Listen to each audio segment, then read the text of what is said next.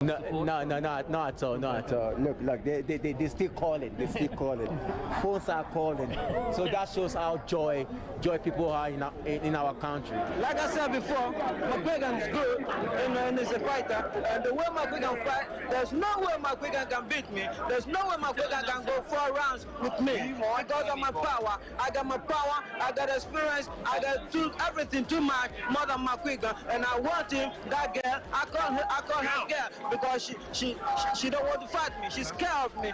She know who I am and what I can do. I know the trainers. These trainers don't want to fight me.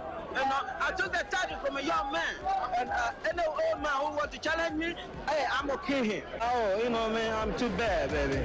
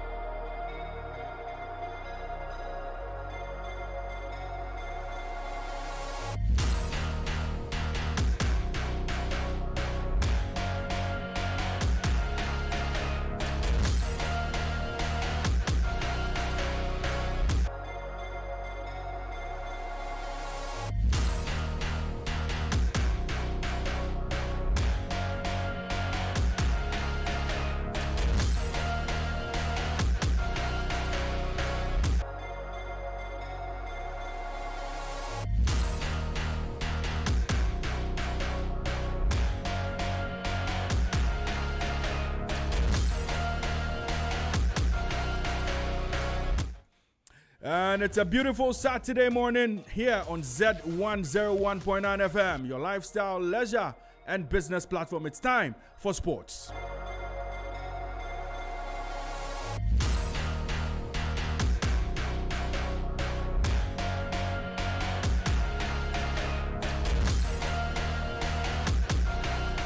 Good morning, Accra. Good morning, Ghana. Good morning to you wherever you're listening to us from. This is the Weekend Sports Rally live on Z101.9 FM. My name is Raymond Yamado. It's time for me to serve you Branch Time Sports. And a lot has been happening in the world of sports. There's a lot of joy coming the way of Ghanaians on the tracks. We'll bring you up to speed with everything that has been happening at the Paris 2024 Olympic Games. A lot happened this week in the world of sports, and let's get into a bit of what happened this week. The Ghana Football Association on Monday released the 2024-2025 Ghana Premier League season fixtures. The Ghana Premier League is expected to begin on September 6, 2024 and expected to end on June 8, 2025. Defending champions Accra Hearts of Oak. Defending champions Samatex 1996. The Phobians were excited when I said that. Will begin their campaign away from home. The defending champions will begin the campaign with an away tie against Dreams FC.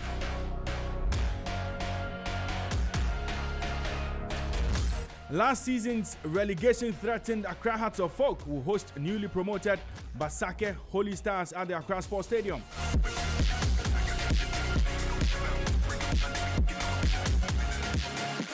Kumasi Asante Kotoko will begin their campaign against Karila United away from home.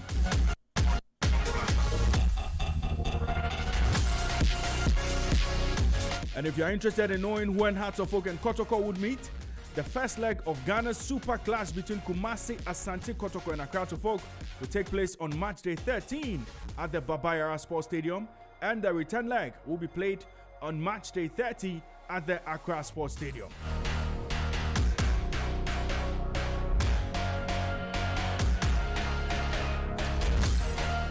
Lots of Ghana Premier League clubs are busy on the transfer market, looking to bolster their squads ahead of the start of the new season. We'll bring you up to speed with all of that on the Weekend Sports Rally this morning.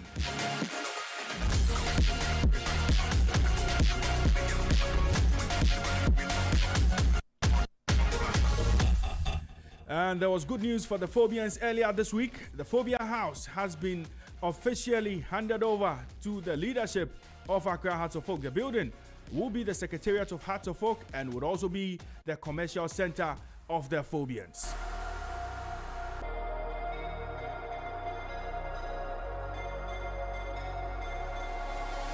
And in other news, this week, Ghana's national beach soccer team, the Black Sharks, booked a spot at this year's AFCON after securing victory over the Sea Elephants of La Côte d'Ivoire over 2 legs. The Black Sharks would represent Ghana at this year's AFCON after securing a 10-5 aggregate over the Ivorians.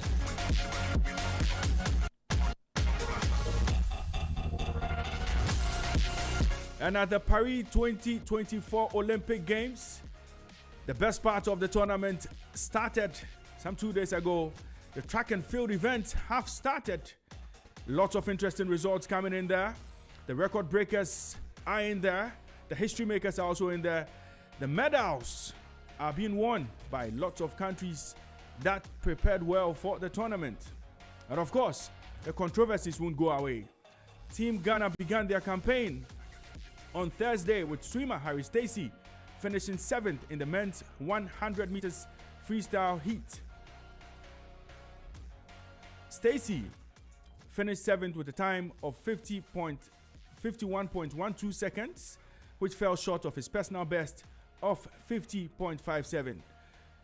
Harry Stacey failed to make it to the semi-finals of the competition. And just yesterday, high jumper Rose Yeboah also missed out on the women's high jump finals after failing to clear the 1.92 meter mark in 3 attempts. Rose Yeboah would not deliver a medal for Ghana at the Paris 2024 Olympic Games. And there was more agony for swimming as Joselle Mensah in heat 6 of the women's 50-meter freestyle finished 4th and failed to qualify to the semi-finals of the women's 50 meters freestyle. Her time did not rank among the top 16 and has been eliminated. So Joselle Mensah has also been eliminated.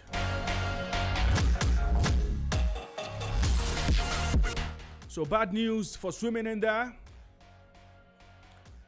But there was good news for our track and field athletes.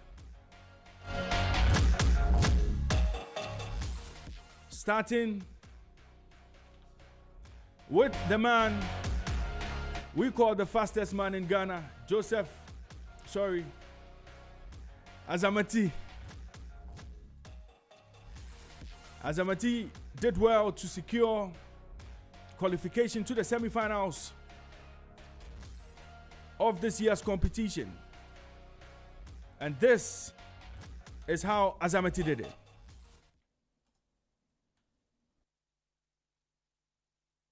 Circuit, but not much. So heat 1 without Jeremiah Azu of Great Britain, disqualified for a false start. Espinoza, Bardi, Zori, 4 is empty. Thompson, Azamati, Matsenya, Oza, Hagashida. Thompson a little tardy out of the blocks, but he'll get into his running pretty quickly. Top 3 to go through, of course, and now Thompson just powers away and then eases back. Azamati comes through next to him, 9.99. Well, when you've run 9.77 and you've shown that sub-10 second running is just a breeze, then he made that look very, very... Thompson a little tardy out of the blocks. He'll get into his running pretty quickly. Top three to go through, of course, and now Thompson just powers away and then eases back. Azamati comes through next to him, 9.99. Well, when you've run 9.77 and you've shown that sub-10 second running is just a breeze, then he made that look very, very... And that was Benjamin Azamati making sure he finished second in hit 1, progressing to the semi-finals of this year's competition. Azamati ran side by side the world's fastest man, Kishane Thompson. He finished first with a time of 10.0. Ghana's second sprinter, Abdul Rashid Saminu, also competed in hit 5.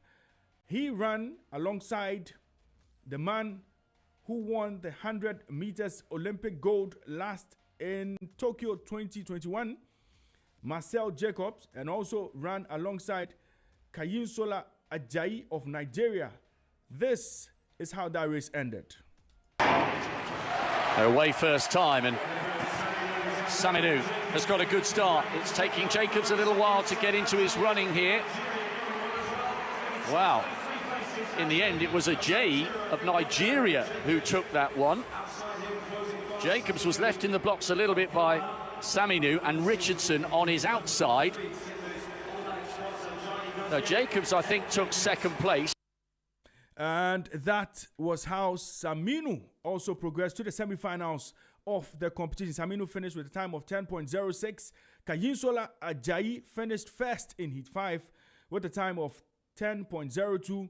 Defending champion Marcel Jacobs finished with a time of 10.05. So good news there for the Ghanaian athletes after they managed to secure qualification to the semi-finals of this year's 100 meters event.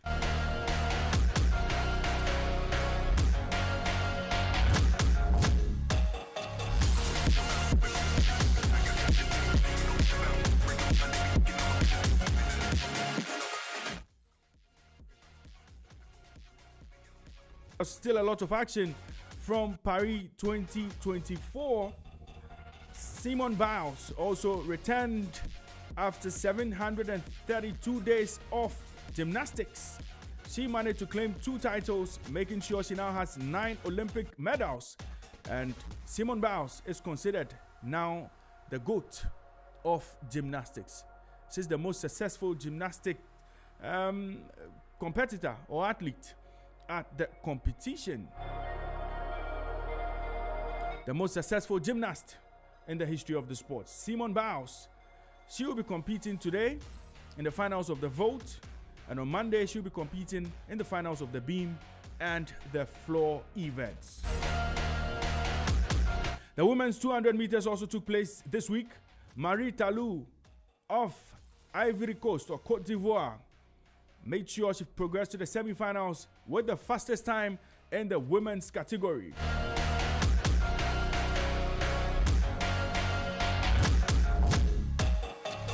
And in men's football at the Olympics, Egypt and Morocco are flying the flag of Africa high after progressing to the semi-finals of the men's football contest.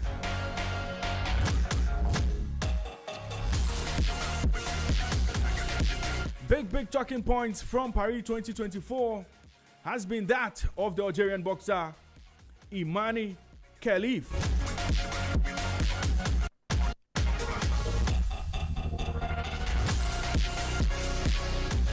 Imani Khelif's win against her Italian counterpart marred by controversy. Khelif is at the center of a bitter controversy over her eligibility to take part in the Olympics after her opponent quit after 46 seconds. Italy's Angela Carini gave up after the 25-year-old light welterweight from Algeria landed a heavy first punch. The IOC, the Paris Boxing Unit, the International Boxing Association, and the Algerian Olympic Committee are caught up in a crossfire as to how Khalif has come under fire.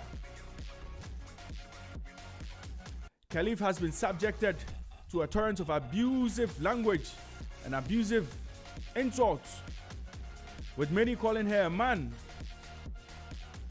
after her opponent Angela Carini's dramatic exit raised eyebrows. But what do we know about this boxer, Imani Khalif? Is she a woman? Or is Khalif a man? We'll bring you up to speed with all we know about this boxer and what the organizers are saying about Imani Khalif and the controversy surrounding her participation at this year's Olympics.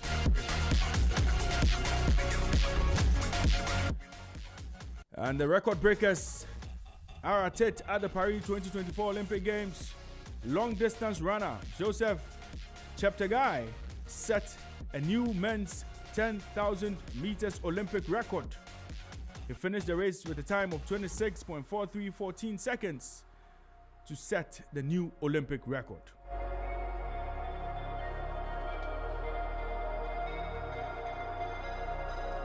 Good time to get into what the world is talking about in the world of sports. Good morning to you once again, wherever you're listening to us from, and welcome to the Zed Weekend Sports Rally.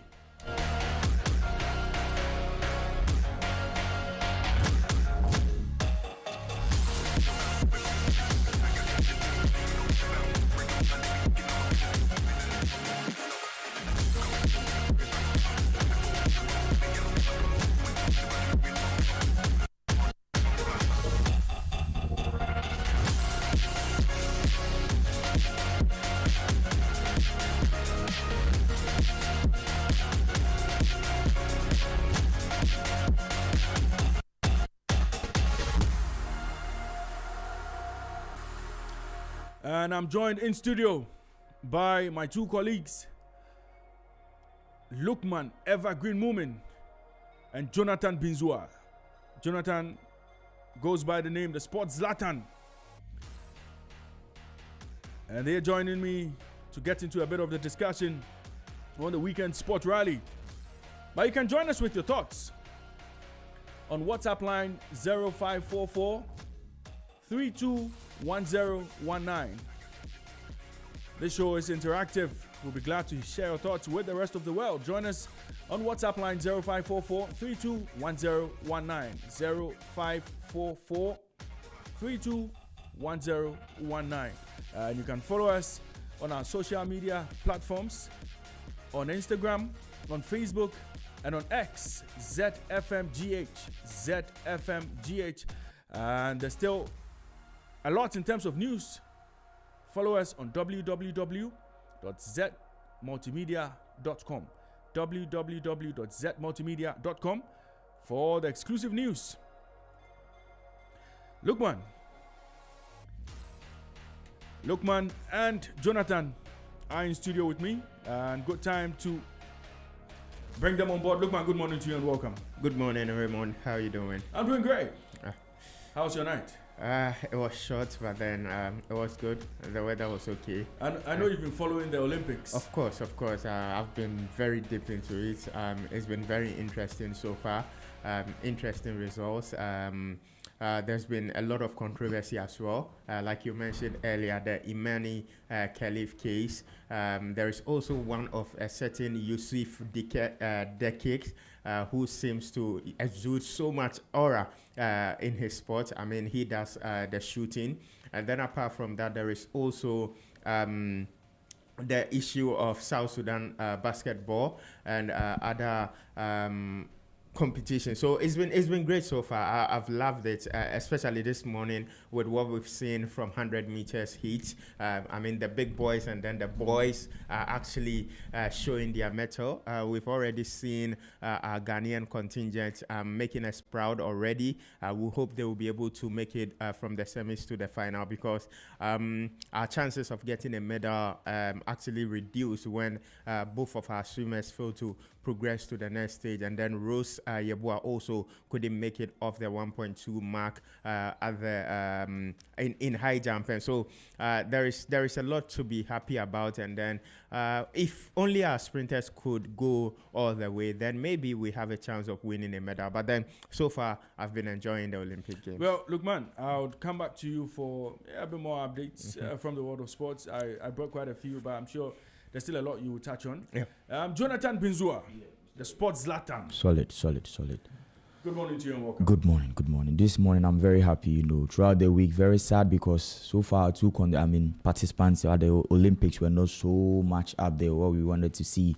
Even the African queen, the one who's been breaking records, Rose Yeboah, didn't do it after the 1.92 jam. She failed. But today, early morning, Saturday, and if you are listening to Zed, you are going to get everything. And you all know that Azamati is in the semi-final. You see, morale booster for the team in camp at the Paris Olympics. So being here as a Ghanaian, I'm very happy, filled with joy, seeing Saminu running alongside, one of the best in the heat, and still manages to qualify. Not only Ghanaians, we've seen Africans also. We've seen, Ivorians, Eseme from Cameroon is also qualifying to the semi-finals. It's just a morale booster for Africans, because so far, if you check the medal table of the Olympics, it's as if our African games wasn't enough. Even the Egyptians came here and they dominated so much. All the lesser-known sports we say here in Ghana, but over there in Paris, it is as if the Egyptians are no more there. The Pharaohs, we are not even seeing them on the table. So seeing Africans, on the tracks, and yesterday, seeing Tepegu of Uganda, and also these are people who are making names. So on the tracks, if you are to sprint, Africans, we are almost there. So I'm very happy, in the mood to do sports and get into details here. Very, very happy. Well, you can join Jonathan Binzua on the Drive. Drive Sports. From 5:15 p.m. Daily to 5:30. Every week. And the king of updates, Lukman Evergreen Moomin, you can join him on Zed in the morning. Yeah. From 5:50 to 6:50. Sorry, from 6:50. Yeah. Oh, I was bringing you a bit early. Yeah. I should wake up early. Yeah, I should be in bed around that time. Right. Lukman, what do you have for us this morning? Well, so far as there is a lot has been cleared. We have some transfer news this morning.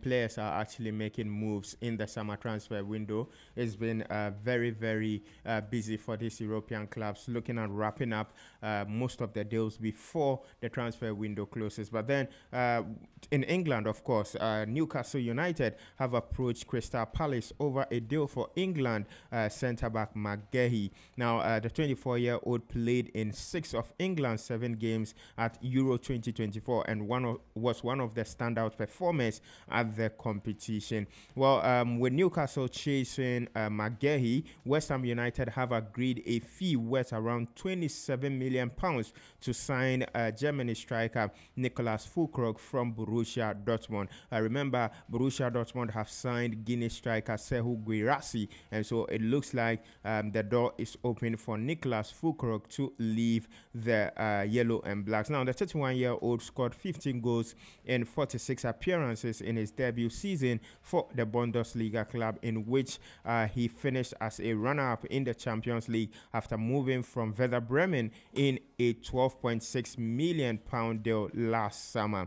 Now, Fulham have announced the record signing of Arsenal midfielder Emil Smith-Rowe for an initial £27 million deal. Now, while the cottagers have not disclosed the total fee for the 24-year-old, it is understood that the deal could rise to £34 million with add-ons. So that is it with Fulham and Arsenal. So Emil Smith-Rowe will be playing for Fulham next season. Fulham are also looking at getting Manchester United midfielder Scott McTominay in the transfer window. Well, United are not giving up on their pursuit of Matthias de Ligt, but then Bayern Munich have rejected Manchester United's joint bid for Netherlands centre-back Matthias de Ligt and the 26-year-old Moroccan defender Mazrouri. So United want to go in for a double hijack in Germany. Now, Newcastle United are planning to open talks over a new contract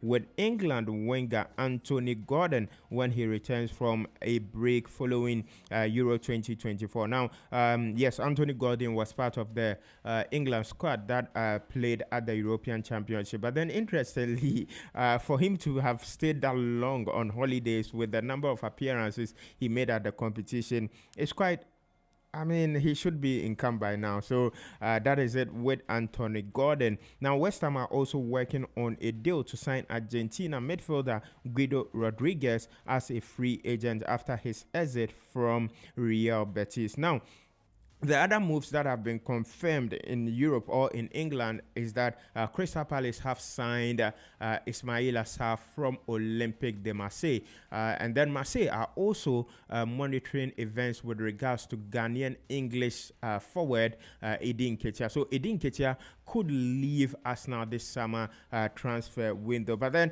you mentioned the Olympic Games, that is in terms of football. Well, there is an interesting pair for the semi-finals. France will be facing Egypt in the semi-final of the Olympic Games, and then Morocco will also be facing Spain. So what it means is that Ghana is definitely going to get I said Ghana, I'm so into Ghana that I said Africa actually is going to make is going to get a medal in football in 2024. The other thing is that no European country has won football gold since 1992. And so it's going to be a very interesting pair up in the championship or in football at the Olympic Games. Now, away from football, there is a little bit of tennis as well at the Olympic Games. You remember just some few weeks ago in the Wimbledon final, it was Carlos Alcaraz versus Novak Djokovic. Well, we have a repeat of that final at the Olympic Games. So Novak Djokovic will face Carlos Alcaraz in Sunday's men's single gold medal match, which will be a repeat of what happened in Wimbledon. Remember, Djokovic was dominated and annihilated by Carlos Alcaraz in that final where he won. He's going to get beat again. Again? Well, but Alcaraz has found a way to get the job done against Djokovic. Yeah. So I won't be surprised if he does it again in straight sets. I won't be surprised. And the thing about tennis is that when you get that formula right, it's very, very difficult for anybody to be able to overtake you. And I feel like if he wins gold medal, I mean, he climbs up to the ranking in tennis. And so Carlos Alcaraz is really enjoying a very, very good time in tennis. In tennis. So that's good for him. Well, it's not just only European players or players abroad that are making the news. Our own Ghanaian players are also making moves abroad. Raymond Asante has joined Belgium outfit Charleroi, that is Sporting Charleroi from Italian club Udinese. So Raymond Asante has made a move in Europe. Ghanaian midfielder, that is former Black Stars midfielder Emmanuel Toku, has also moved to Cyprus to join AEL Limassol. And then our own new Black Star striker, Brandon Thomas Asante, he has joined Coventry City from West Bromwich Albion in the summer transfer window. Yeah, but look, man, there's also this story about Jordan Ayew. Yeah. What's going on with Jordan? Well, so for what is happening is that Leicester City are very interested in signing Jordan Ayew. I understand an earlier offer has been sent, but then the club is yet to, they are yet to receive it or even work on it because the thing is, Jordan is not actually on the at the top of the pecking order under Oliver Glasner. Right. Oliver Glasner prefers Izzy and then Mateta.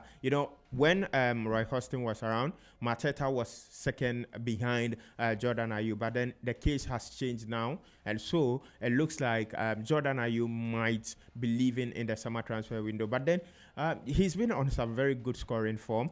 He scored he scored against Crowley Town, and then he also scored a very good goal against Wolverhampton Wanderers some few days ago in the Stateside Cup match. And so it's not going to be easy like that to get him, because it looks like now Oliver Glasner is having second thoughts about Jordan Ayew. The reason being that there is no Michael Olise. Olise moved to Bayern. Exactly. But then the reason why Leicester also needs Jordan Ayew is that they've lost Nigerian striker Kelechi Iheanacho. And so interesting days. The window is not closed yet, and I feel like they might push to get a deal. The one thing that is going to make it happen is that Steve Cooper, who worked with Andre Ayew twice, he worked with him at Swansea City and then at Nottingham Forest, and he knows Jordan Ayew too very, very well. And so that is the one thing that is pushing. So did they could just be the agent?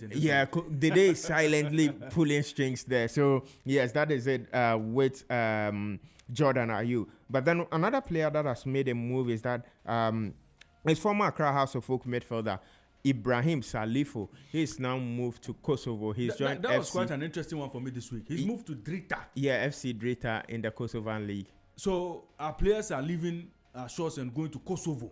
Oh, Kosovo. Look, man. Yeah, Kosovo. I mean, it's Kosovo. Kosovo. So Ghana Premier League players are moving from the Ghana Premier League to Kosovo. As long as they will be taking planes. The moment the player hears that you will be boarding a plane, the deal has been signed.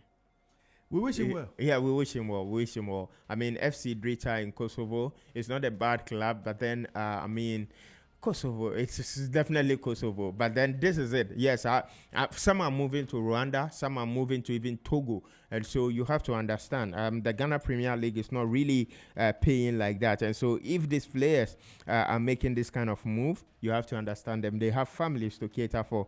One other player that also made a move, which is a very big one, is Israel Enum. He's just 17 years old. He moved from the Right to Dream Academy to Malmo FF in Sweden. Malmo is the biggest club in Sweden, and so that is a very good move for a Ghanaian player. Well, that will be all for the transfer with regards to our Ghanaian players. Yeah, but look, man, I think we'll get into a bit of the transfers next week. By then, we would have been done with the Olympics and would shift focus to the top flight leagues that are about to begin. So keep listening to Zed 101.9 FM and keep joining us at this rally, because next week we'll make sure we bring you up to speed with all the players your clubs are signing. Manchester United are trying to do some quick business in there. They still talk about Ugarte. Look, man, Ugarte is still on the radar of Manchester United. Arsenal have finally secured the services of their man Calafiori. And you also have AS Roma signing Girona striker, former Girona striker, and last season's top scorer in the Spanish La Liga. And I'm surprised the English clubs didn't go after him. AS Roma have signed Artem Dovbyk. AS Roma, so he's going to Italy. And then you have the likes of Dani Olmo, almost joining Barcelona. And then, I mean, lots of players are making the move. There's also a lot of talk about Osimhen moving to Chelsea and Lukaku moving from Chelsea to Napoli. That's also, one of the stories we'll be looking at next week. Do Chelsea really need Osimhen? Well, it looks like it's not Chelsea that needs Osimhen, but then it is Napoli that are pushing Osimhen away. Osimhen didn't have a very good season the past campaign. I'm surprised Osimhen stayed with Napoli amidst all the controversy. And even extended his contract. Now he has a buyout clause that no one wants to. Exactly. I also felt it was wrong. The timing of everything was wrong for him. I felt the moment that particular controversy happened, that was when he should have forced a move away from the club, because there were clubs that were really interested, and at that time he was, if not the third best striker in the world, maybe the second or even the first best striker in the world. And so it was a good time for him to make a move. At that moment, that when you mention the best strikers in the world and you don't mention Osimhen, then you've not mentioned the best strikers in the world. And so it should have moved at that time. But then after that tough campaign where he had a lot of injuries, went to the Africa Cup of Nations, came back, struggled to fit into the squad, and then was out of the Nigerian squad. There's been, even with Nigeria, there was some little bit of controversy, and so that has affected his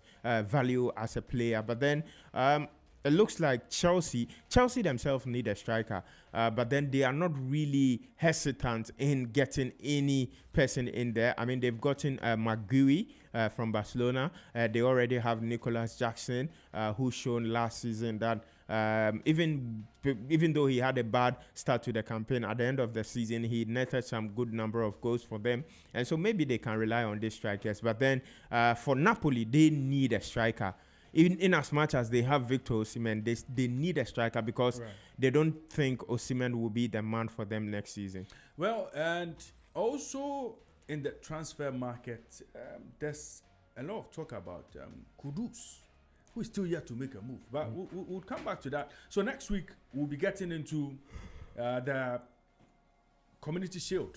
The Community Shield would kick off on the 10th of August.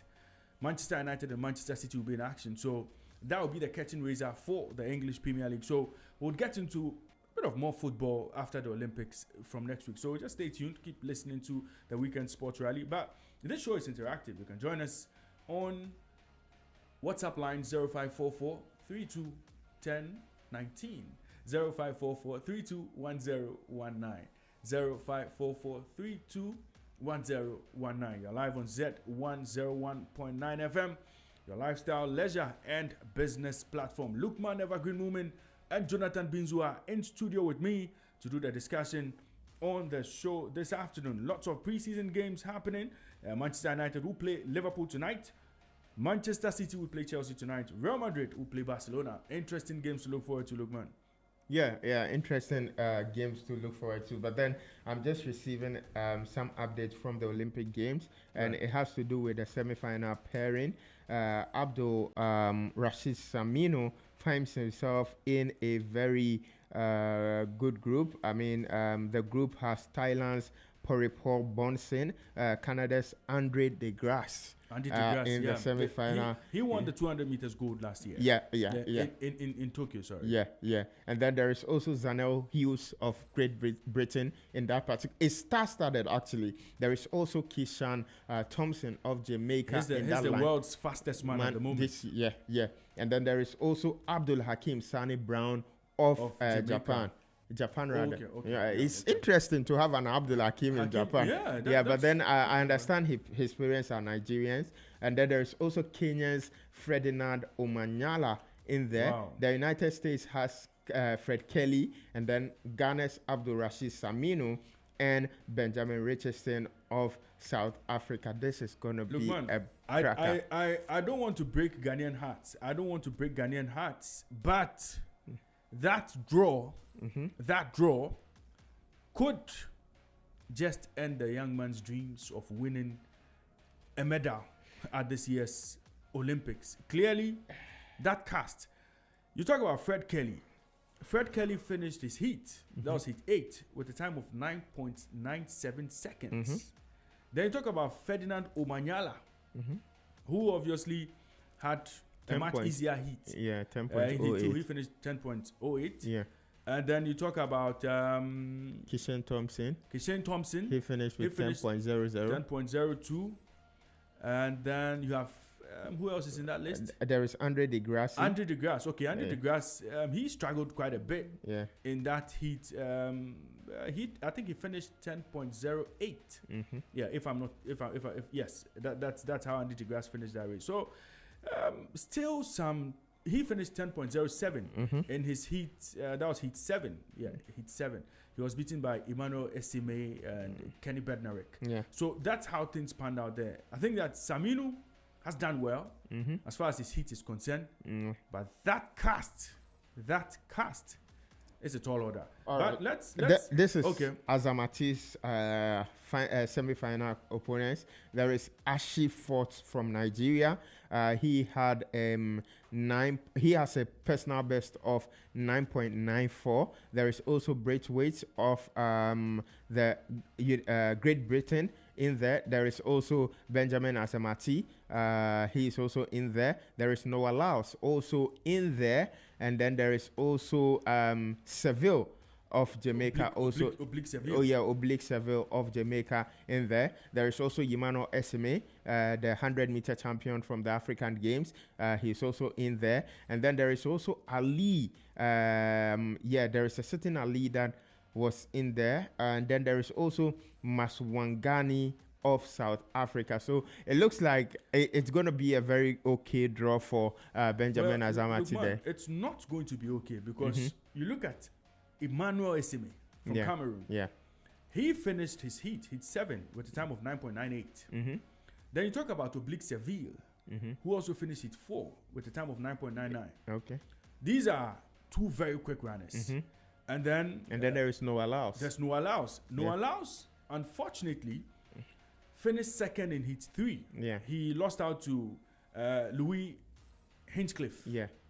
In that heat. Yeah. So Noah Laos really has been tipped to win the 100 meters medal, gold medal this year. But it's still asking for too much of Azamati. So so this is how it looks like. Azamati is in lane 3, Noah Laos in lane 4. Noah Laos also finishes heat with 10.08. Yes. And then there is also Louis Hinchcliffe, who won that. That heat. He is in lane 5. Then Seville Oblique is in lane 6. Yimano Esime in lane 7. Well, not to sound pessimistic, but we'll be asking of too much from our athletes if we expect them to go into that semi-final and win. But let's check out how Azamati progressed to the semi-finals of this year's competition. Thompson a little tardy out of the blocks. He'll get into his running pretty quickly. Top 3 to go through, of course, and now Thompson just powers away and then eases back. Azamati comes through next to him, 9.99. Well, when you've run 9.77 and you've shown that sub-10 second running is just a breeze, then he made that look very, very... And that was how Azamati breezed into the semi-finals of this year's competition. He will be facing quite a task in the semi-finals. And this is how Saminu made it to the semi-finals. They're away first time, and Saminu has got a good start. It's taking Jacobs a little while to get into his running here. Wow. In the end, it was a J of Nigeria who took that one. Jacobs was left in the blocks a little bit by Saminu and Richardson on his outside.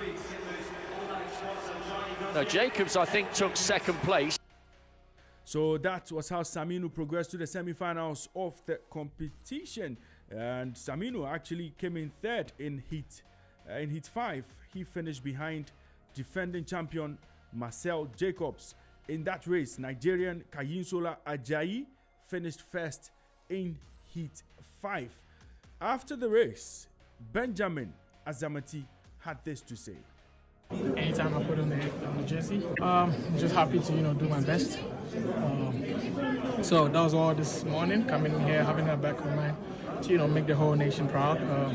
My first outing in the Olympics, I got out in the heat, so I made it a point to come out here and go into the semi-final. It's all about thinking about the rounds.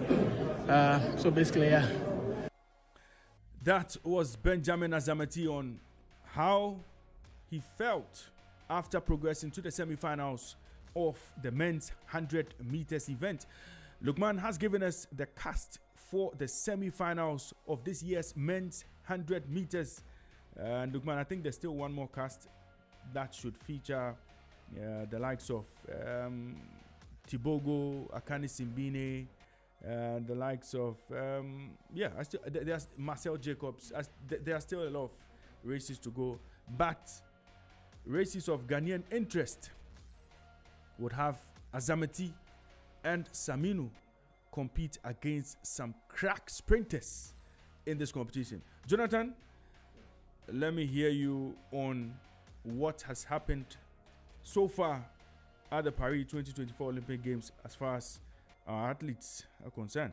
So far, if you talk about Paris Olympics, a lot of people are not hearing the names of Africans. From the stats, Africans within stats where we've seen about only South Africa getting 3 medals and also Egypt getting 1 over the not so sounding. If you talk about a continent that's Africa having many talents, but so far the hits that we've seen, the round one of the semi-finals featuring Emmanuel Eseme from Ivory Coast.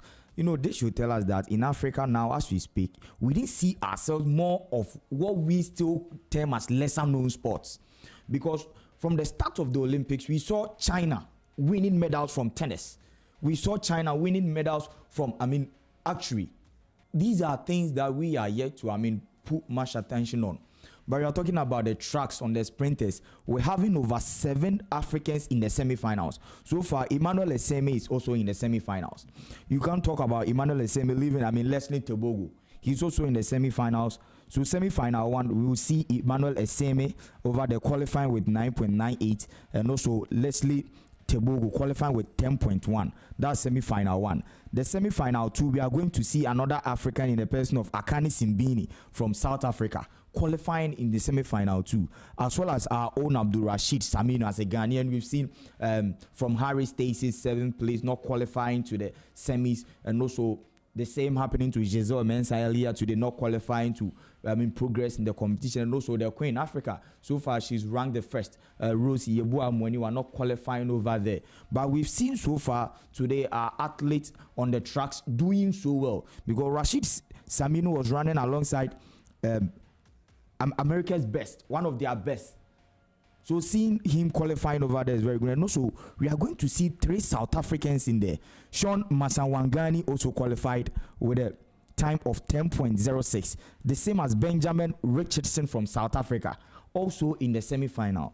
The semi-final 3 will be featuring another African in the person of our own fastest man, Benjamin Azamati. He said something after the heat, saying that in his first Olympics outing over there, he didn't qualify. He got out in the heat.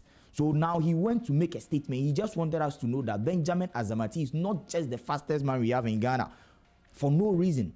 He's the fastest man, and he went out there to prove it. But proving it, you check the other heats. Then you check Benjamin Azamati's qualification time of 10.08. Then you compare it to other athletes like Keshini Thompson, that even Jamaicans are now saying that he was actually jogging, not running. He was not sprinting. But he was jogging, actually. You believe that? Because we know he's the fastest man as we speak. Currently, the fastest man being Keshini Thompson. So Azamati, we saw Azamati with a good start. So far, from University of Ghana, what we saw in Tokyo, what we saw in the African Athletics Championship, what we saw from Azamati in even the African Games, he's not all that good with the stats. This has been one, today what we saw from Azamati is one of his best stats ever, finishing 10.08. So we are yet to see the fastest man in Ghana even falling below the range of maybe 9 points. You see, running a sub 10. So we are yet to see our fastest man there, and he is even happy qualifying to the semi-finals, not the finals here too. So it tells you how we are even viewing ourselves. He has every right to be happy. Being the fastest man of Ghana. I get him too. But the man says the last time out in Tokyo, I couldn't even qualify for the semis, and this time around I've done it. No, you see, if you saw Benjamin Azamati's reaction after qualifying for the semi-final, it felt more like he's won gold already. Look, the standard is very high. I understand him, coming from Ghana and then looking at where he's been able to reach. But look, man, to be fair, he was running side by side with the fastest man this year. This year. Well, he had every reason to be excited. But then one thing we also have to understand is that when it comes to running beside the fastest man, Keshini Thompson is just making his first appearance at the Olympic Games. He's not Usain Bolt or a Johan Blake that you would that will impose some kind of fear in you. But then I feel like he's got to celebrate, but then it's just the heats. you don't celebrate as if you won gold. Look, man, we'll do a lot more athletics and get into a bit more of the stories coming from Paris. There's still the matter of Imani Khalif to talk about, because that issue has sparked lots of controversy. She has to go into another fight, and already her Hungarian opponent is saying she's going to fight under protest. So there's still a lot to talk about as far as that matter is concerned. Today, our main aim would be to make everyone understand the controversy surrounding the player, who the player is, who the boxer is. Sorry, okay, we are used to talking about players all the time, so sometimes we miss it. We'll tell everyone who the boxer is, how long she's been boxing, what she's done in boxing, why the controversy surrounding her sex. Is Khalif male or female? Would settle all of that, and I'm sure our listeners out there would also make their own judgment as far as that particular matter is concerned.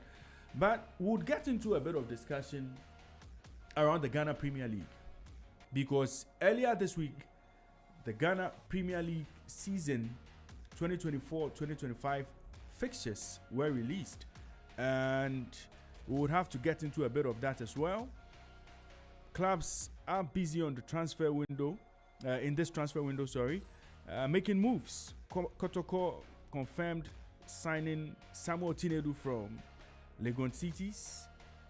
Prince Owusu joining Midiama. Hearts of Folk are currently trying to sign Black Starlets player Theophilus Ayamga. All of that happening in the transfer market. So we'll get onto the phone lines and speak with expert when it comes to transfers here on the local scene. He'll bring us up to speed with what's happening as far as our local game is concerned. So if I can get onto the phone lines, Mo Shaban is on the line. Good morning to you, Mo. Good morning, my brother. I'm sure you've also been following the athletics this morning. Yes, I've been following everything. I am happy with Benjamin Azamati. Yes, very happy with his performance. Right. The Premier League fixtures for this season have been released, and we see some pretty interesting ties in there. Hearts of Folk would begin their campaign against Basake Holy Stars. Kumasi Asante Kotoko will travel to face Karela United. Then defending champion Samatex will play against Dreams FC. What do you make of this, the fixtures we've seen? Are we in for a good season, an exciting season? Back-to-back exciting season, Ray. You know, I am one person who is much more interested in making sure that everybody enjoys every bit of the Premier League. And that is why when the Premier League kickstarts, I focus on statistics. When the Premier League ends, I focus on transfers. So I don't want us to miss anything about the Premier League. And now, you see, we will talk about the fixtures, you know, but build up to the league. You know that as I'm speaking to you now, Kotoko are of the view that they are champions because of the recruitment they've done. And the players they signed are tagged as Galacticos of the league. Galacticos? Because they've gone to Bofo to sign the best player of Bofo, Saka Dauda. They're going to Olympics to sign the best player of Olympics, Emmanuel Entry. They went to the Legon City to sign the best player, Samuel Tinedu. They went to Brekum to sign the two best players, Patrick Essien. As I'm speaking to you now, Lord Amwa is in the car to Kumasi to undergo medical this afternoon, and then sign contract, and an official unveiling will proceed as Asante Kotoko right back. And he's going to compete with Imano Kotei right back. Already Patrick Essien from Brekum Chelsea has joined Kotoko. He's also going to compete with Abdurrahman from Sudan. Okay. Already Kotoko have Samba O'Neill as a centre back. Over there, they have signed Ablo, who is also a centre back, and Ansu is also available. In the midfield, Tinedu is there. They've signed Emmanuel Entry. They've gone in for a striker, Abet Amwa, very strong striker. He reminds me of the good days of Yaya Mohammed, the bullets. Momo Yaya. Yes, the strength and everything. And we will see that in Kotoko games. You will see that, and you love the power the play of the player. In short, Kotoko are building a team that will be difficult to beat.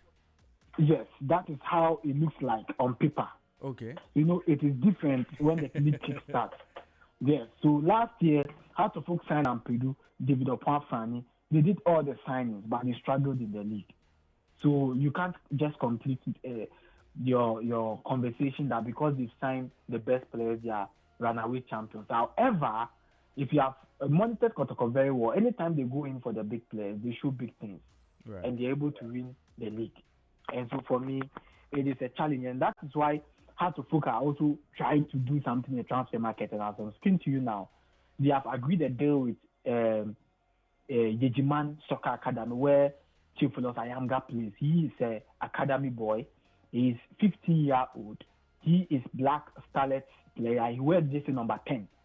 And they have agreed a fee with Yejiman, but they are yet to agree personal terms with the player. But Mo, let's stay a bit on Ayamga. How good is he for Hearts of Oak to want to break the bank to sign this young player? How good is he? That is the recommendation of the coach. He watched him in the Starlets WAFB.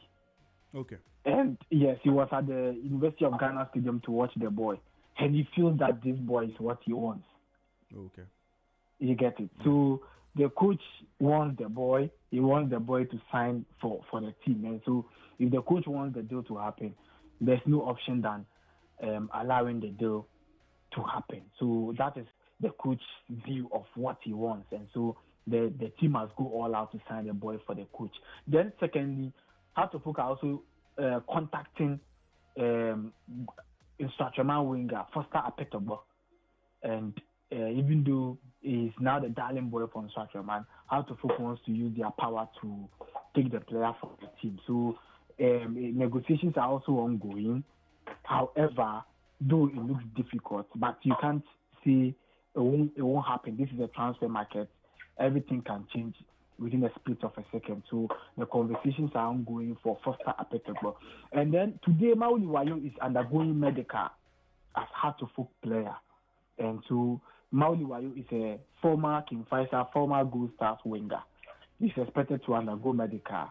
Then he will sign official contract, Hearts of Oak, and then become their permanent player ahead of 2024-2025 season. So these are some of the deals. Yaya Adraman is also a right back for Gold Stars. He's currently in Accra negotiating for a possible deal with Hearts of Oak. And so Yaya Adraman is also likely to make a move to Hearts of Oak. And then Hearts of Oak are looking at breaking the bank to get Bichim United left back Francis Aqua.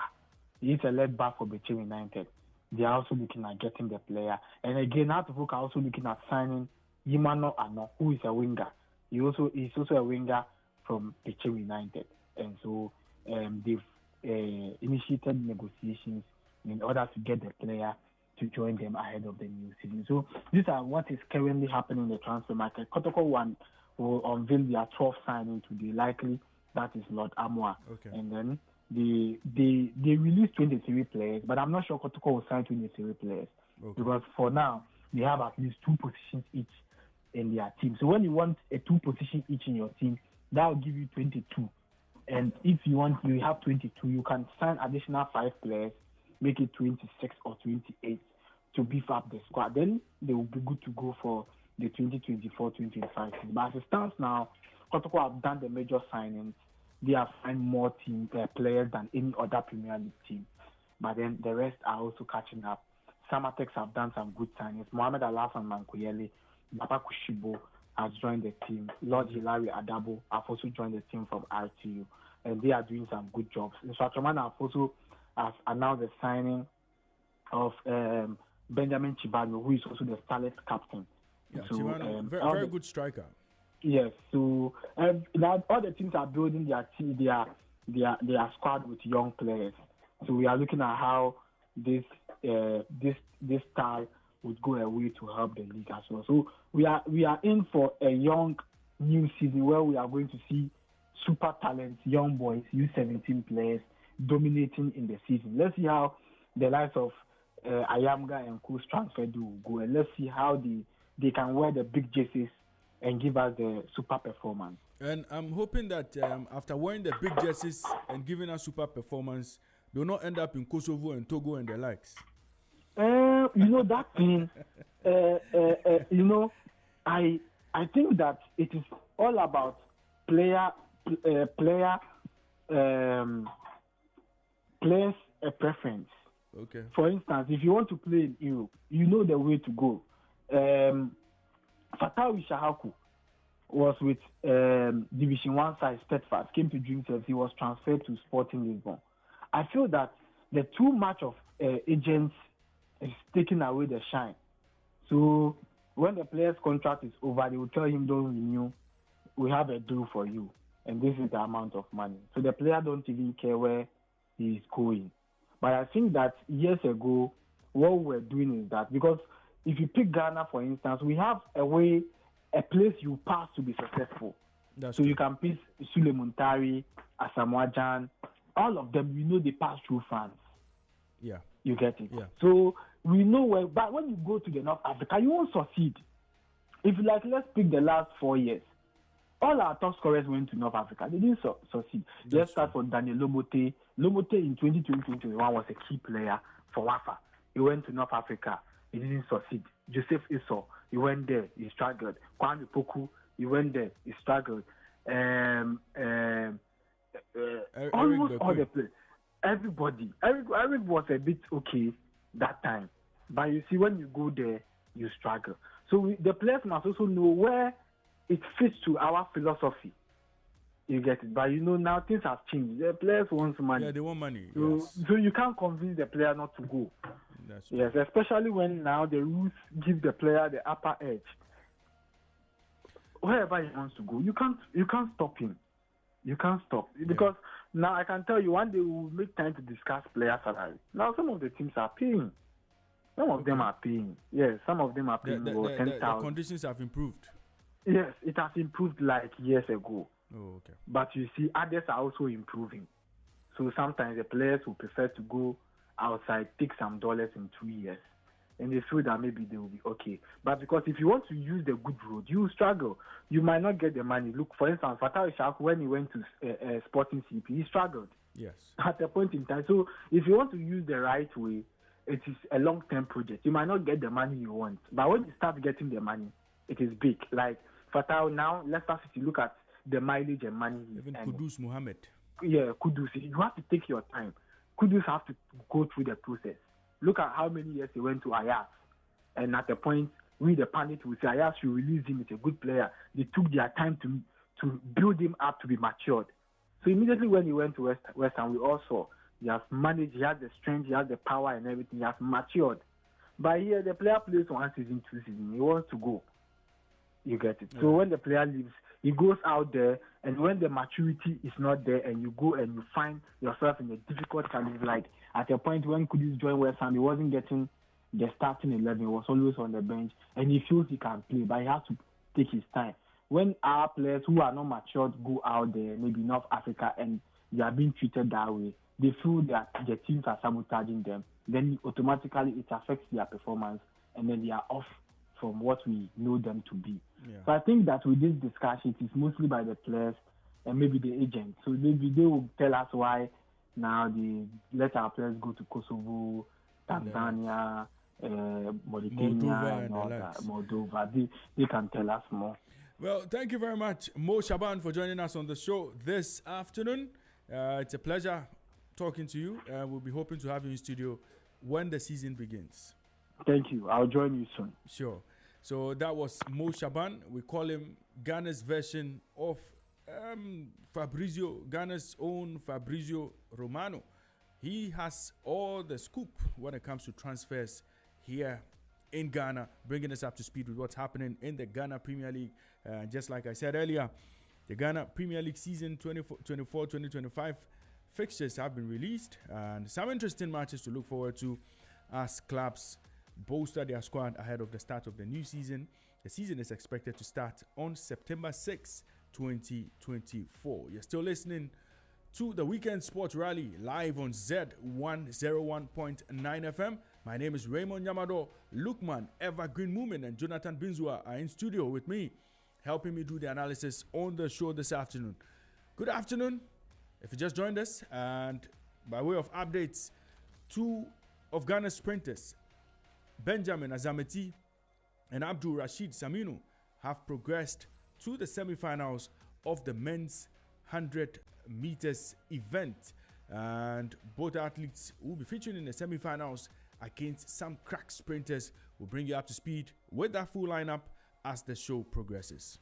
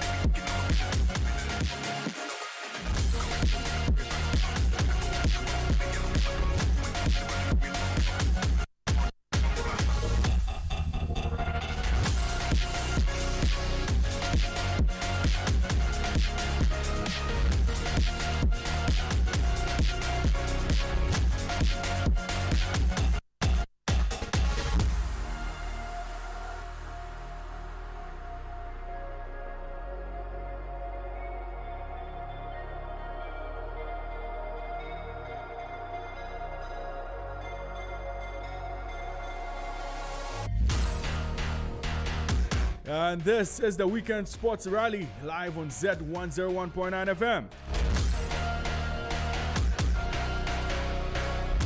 A lot has been happening in the world of sports.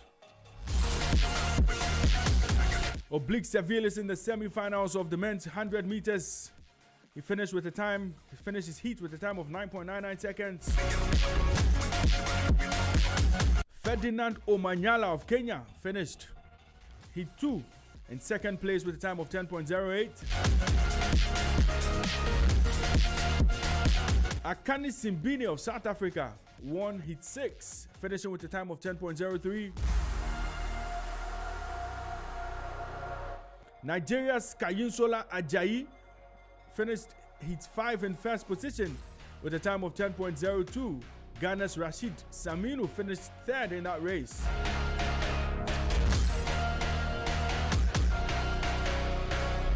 In heat 8, Fred Kelly finished with a time of 9.97, and Botswana Lechile Tibogo finished second with a time of 10.01. Benjamin Azameti finished heat 1 in second place with a time of 10.08. Kishane Thompson finished heat 1 with a time of 10.0 seconds. He is the fastest man this season going into the Olympics. And the semi-finals, Lukman, would call that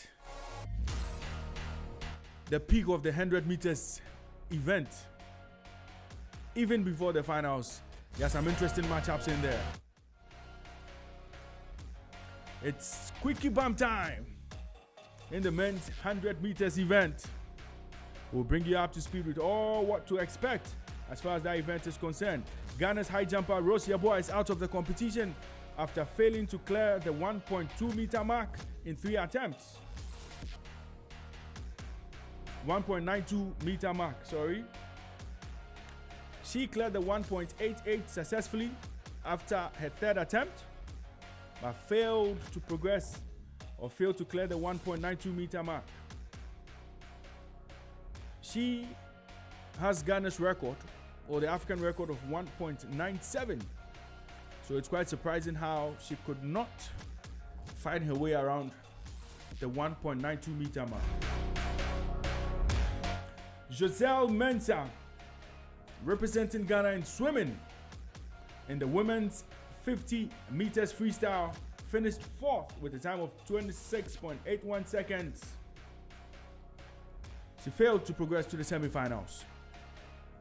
So no medals for swimming, no medals in the high jump event.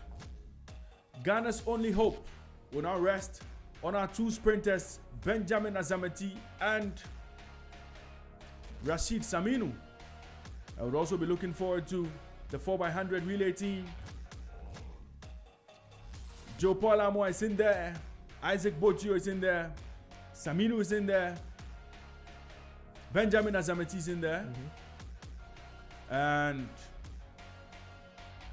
they will be expecting, and Fuseni, Ibrahim Fuseni is also in there. It's a team of 5. They will be hoping to get Ghana a medal in there. We wish them all the best as they progress to the next stage of the competition. Malukman, Jonathan, your take on the Ghana Premier League, what's been happening so far in the transfer market, what to look forward to as the new season approaches. Jonathan. So, you see, the Ghana Premier League is here to start. I mean, we are going to have the 2024-2025 season, and teams are on the run, getting signatures of different, players. But the big question now is, we've seen Hearts of Oak having everything in terms of infrastructure. They are on the right path. But Hearts of Oak are yet to sensitize their fans that we are not the Hearts of Oak, the Phobians that we used to be. As we speak, for the past 3 seasons, they've been lingering around relegation. And Hearts of Oak is one team. Every time their fans have a say over the club, their fans will just mop up and let us know that they should sack maybe Akambi on the board. We have to sack Odote on the board. But this is a team with Salim Adams leaving. We keep players like Linda Ntange leaving. Even one of their best players, Salif Ibrahim, is now a player for FC Drita in Kosovo. And now, listening to Mo Shabain, the picture I'm trying to have here is they are going in for youngsters. Ayamga is a youngster. He's not up there. If this is a club that they love to give pressure, Hearts of Oak don't want to see themselves around the relegation, but that is where they've been. Playing so bad, not so good. They have a new coach who is telling us that the team is not even ready to compete in the Ghana Premier League. The first thing that he wants to achieve is to bring Hearts of Oak from the awards whenever they are playing in the Ghana Premier League, being relegation battle. But this is a club on the market, instead of going in for players who will come in and make instant impacts. You see, teams like Dreams FC will have youngsters and they will play well, because you check the fans of Dreams FC, they understand and even know the vision of their owners. Teams like Accra Lions have the players of Sharkan Mohammed who are young. They play very well for the club, but there's not so much pressure over there because they have a vision. They know where they are gearing the club towards. But we have Hearts of Oak, and their vision is to compete in Africa. Their vision is to compete in the Ghana Premier League. Meanwhile, they are leaving players like Salif Ibrahim. Players like Salim Adams are on the loose. They are already living. Bringing in different players to fill the gap, and you are bringing in youngsters, meaning you have to sensitize your fans that they shouldn't expect too much from the club coming next season. Because if you are bringing David Ayamga, bringing Benjamin Chivanyo to a club, you don't expect Benjamin Chivanyo to be giving you double figures in the season. That's why Kotoko will term themselves that they are bringing in Galacticos. They break the bank to bring Esma El Hassad from Al Hilal Omdurman from Sudan. Bringing in strikers from, the continent. 28 years experience playing even in the CAF Champions League, having experience with Prosper Nate Ogum, what we've seen so far in the last 2 seasons and also last season. This tells you that they are forming a new team. So if they say they are Galacticos, I agree. But this is Hearts of Oak on the other hand, assembling youngsters in the names of Ayamga, Benjamin Chivanyo. You know, one thing that's boggling is that you live in strikers, wingers, someone who is very influential. I heard Shaban saying that Mawuli. Yeah. So you ask yourself, a former player, meaning as we speak, Mawuli is even a free agent too. A free agent is now joining Accra Hearts of Oak. So I am worried because this is the same coach who was able to let us know right after the win against Bechem United in their final game in the Ghana Premier League that they are not going to recruit players who are below par of the players we've seen so far. The players we saw were battling relegation. So meaning you are bringing an upgrade of Salif Ibrahim. You are bringing an upgrade of maybe Linda Mtange. But they are going in for a free agent who is in the house, who is not playing with any club. So this tells you clearly that they are still going back to battling relegation. It is going to happen once again. Because if you are able to tell us that even this coach came in, making it clear to Ghanaians that my medics are working, the coaches are working, the goalkeepers trainer are working, but I don't know why our players are faking injuries. We saw that they are faking injuries because Salim Adams was on the verge of joining another club in Morocco. That's why you fake an injury. So these are things governing Accra Hearts of Oak. Bringing in players. I was expecting a big name. I was expecting maybe going onto the market for players from Samatex. Because if at this time Hearts of Oak are not able to sign players from the Ghana Premier League champion Samatex, not even a player from Nswatreman, these are teams that they perform so well that if you are bringing in their players, they know what they are about. They know, I mean, the pride in wearing a jersey of Hearts of Oak. Their players are actually joining Samatex. Their players are actually now joining Samatex. Kofi Agbesima, perfect example. He came in so far this season. He played over 30 games for Hearts of Oak, being a starter for a new coach, and all of a sudden the player tells you that I don't feel okay. The environment is no good. I want to leave, and he's now with Samatex, going to even compete in the CAF Champions League as we speak. Hearts of Oak are going to bring in new players, and they are going in for free agents. So are these free agents worth it? Are they up there? Are they going to fill the shoes of the players that we saw who were even battling relegation? And that's Jonathan as always. Well, I mean, with regards to the transfer, like you said, for Accra House of Oak, they have to let their fans know what they are really up to, because if you look at their transfer style, it's not really been the best. You look at the fact that they are bringing players that, like you said, are out of contract. I've seen players without clubs training with Accra House of Oak. If you remember Patrick Asma Kumasi Asante Kotoko, he's not played football for the whole year, and then he is now currently having a trial at Kumasi Asante Kotoko at Accra House of Oak. There was also this goalkeeper Soa. He was a former Midiama goalkeeper. He's also not having a club. He's on trial at Accra House of Oak. So it looks like they don't really have a clear-cut transfer policy at the moment. And so, like you said, it's like you are bringing in younger players without experience. But then for a club like Accra House of Oak, you'd expect them to be signing, to be signing big-name players. But then you see, this is why a club like Accra House of Oak should also have a very good feeder club. Their best player last season was from the feeder club, Hamza Issa. So what has happened to the feeder club? From Aroras. Are you pushing in players from Aroras, or you're going out there to get the younger players that you could have, picked from Aroras? And so it has to do with a transfer policy. I think that is where the Phobians are losing out with regards to, competing with these other clubs. And then apart from that, whatever they are doing off the pitch, I mean, it's amazing. But then they shouldn't... The Phobian house is impeccable. Pobiman is amazing. But then one thing they would also have to understand is Real Madrid undergoes structural changes almost every time, but it does not affect their performance on the pitch. You have to always get that balance. If you are Accra House of Oak, there is no time you can be struggling or battling for relegation. You should be winning leagues. I mean, we know the history of Accra House of Oak. Kumasi Asante Kotoko. Clubs like this should be participating year in, year out at the continental stages. Are you telling me that when Wydad were undergoing through transformation and getting all that they are getting now, they weren't participating in Africa? Look, if they don't take care, in the next few years, they would go down the drain to a point where, if they don't take care, their name, that history backing them, would become irrelevant. Well, that's Lukman, Evergreen Moomin, and Jonathan Binzua sharing their thoughts on the Phobians and the transfer market, and sharing their thoughts on but I like what Kumasi Asante Kotoko have done so far. I mean, fantastic. Buying players. It's not. Don't say it's fantastic. They have to prove themselves. They've not proven yet. We'll see how things pan out when the season begins. Season expected to start September 6, 2024, but we'll have an extensive conversation on that next week when we zoom straight into football. We'll preview the start of the top flight leagues, and we'll preview the Ghana Premier League as well. This week, we'll spend a lot more time on the Olympics, and good time to get into the discussion on the Olympics. There's a little matter of Imani Khalif to settle on the show this afternoon.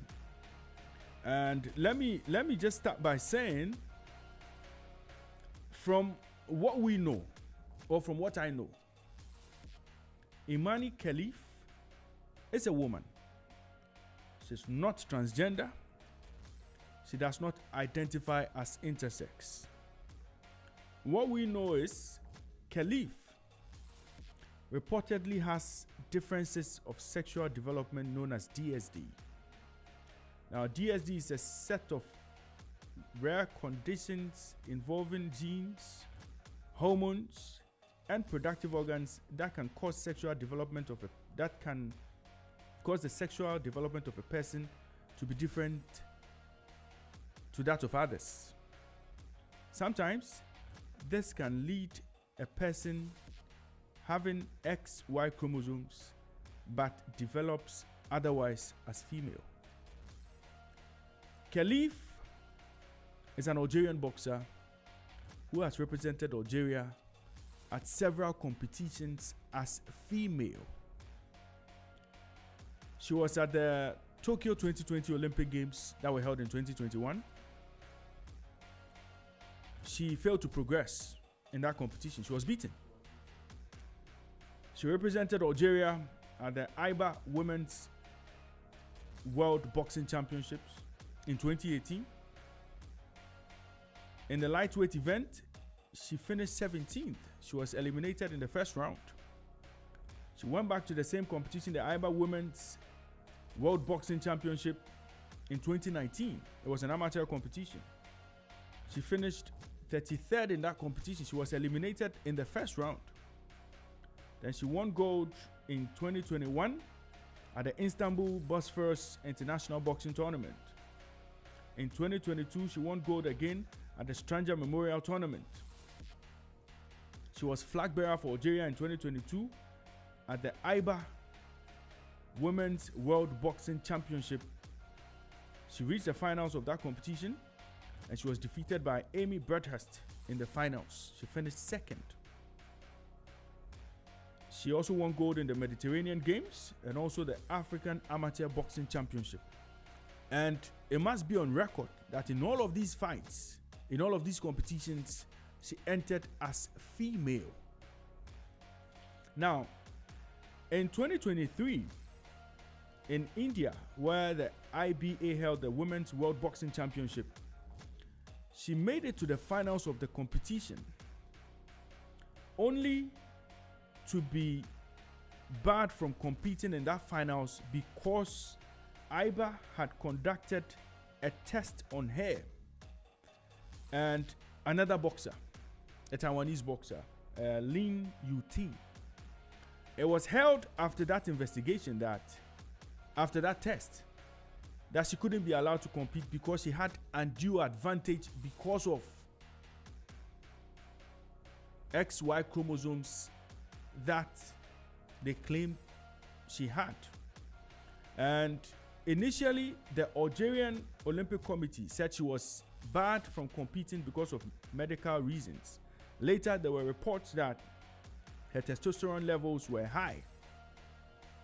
Later, in a conversation or in an interview IBA president had with the Russian news agency TASS, he said the disqualification was because of DNA tests that proved that Khalif had XY chromosomes. This is how that story unfolded. So the IBA, the International Boxing Association, barred her from competing in the 2023 IBA Women's World Boxing Championship gold match final against Navbako Kamidova. She was barred from contesting in that finals. So if you check the official records, all the fights that led to her reaching the finals, her name was crossed out as having been disqualified from that event. Now, the IBA, well, let me bring in Lukman. Let me bring in Lukman and Jonathan before I continue with where the issues are coming from in terms of the relationship between the IBA, the IOC, and why the IOC refused to uphold the ban of the IBA prior to this competition. And prior to this competition, it has always been the IBA, which was formerly the AIBA, International Amateur Boxing Association, now rechristened the International Boxing Association, which organized Olympic boxing. At this year's competition and at the Tokyo 2020 Olympics, the IBA were not allowed to organize the boxing event. So in Paris this year, there's a Paris boxing unit in charge of organizing boxing. Paris boxing unit. So the local organizing committee commissioned the Paris boxing unit to organize the boxing contest. In Tokyo 2020, also the IBA did not organize the boxing event because they were suspended by the IOC then. Why all of that happened, we'll get into a bit of that. And why the IOC decided not to uphold the ban of the IBA, which came into effect in 2023. We'll get into a bit of all that. But Lukman and Jonathan, your take on all of this? Well, it's been a very interesting week because of the way things were blown out from the Imani Khalif case.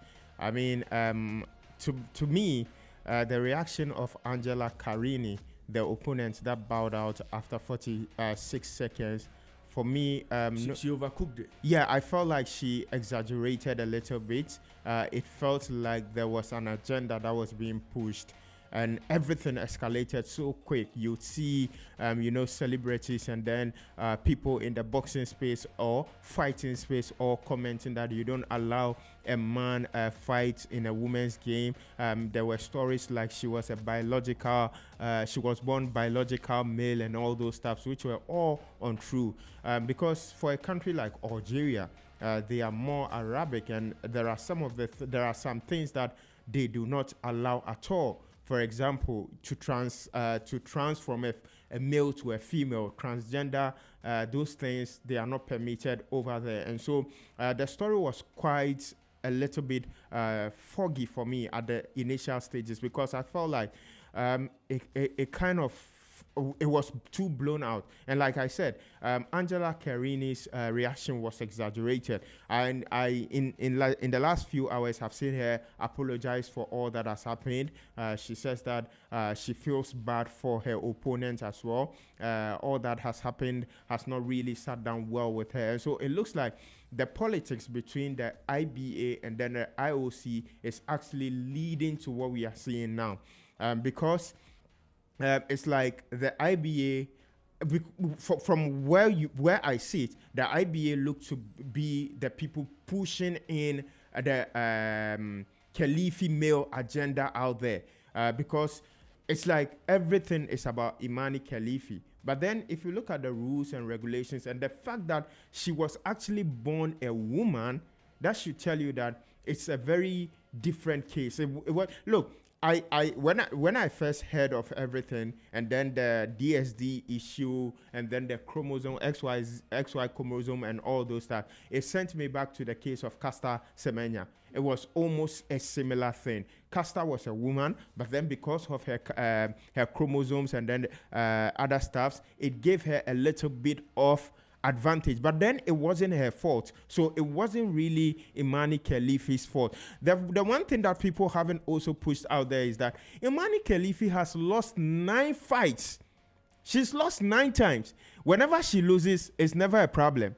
But then when she wins, it becomes a problem. And so we have to understand that, look, like I said, it was over exaggerated. It felt like there was an agenda that was being pushed out. When you go out there, when you look at what is happening on social media, there are pictures of Imani Khalifi's childhood, how she grew up, being a girl and all those stuff. There were other pictures that also showed that she was a boy, which were actually not true. So it looks like these days we rush into spreading false information, because according to the IOC, they did IOC President Thomas Bach, he said that they did everything. They went through all the processes and they were very sure that Imani Khalifi was a woman. In fact, to the point that IOC President Thomas Bach says that even her passport states that she is a female.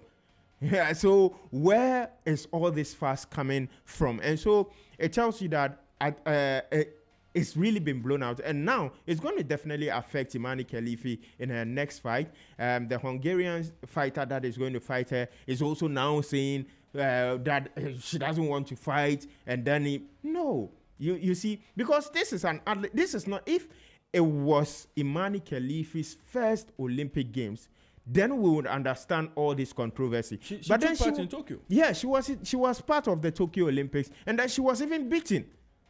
So why now? So I feel like all these things are happening because of the politics between IBA and then IOC. Jonathan. Right. You see, if you talk about Imani Khalif, one of the things I've learned about her is that so far fighting through this, we are not talking much about psychologically how Imani Khalif will be feeling now. We are talking about a boxer who lost boxing, who have lost a lot of bouts proud to this tournament. And in this tournament, one thing that we are not taking into consideration is that she was beaten in Tokyo, just as Lukman said. Nobody commented about whether having DSD or XY or XS chromosomes. You know, her testosterone levels that they are talking about is just God-given advantage, I see. Because we are yet to split the difference between we have a sex as male, female, and also transgender globally.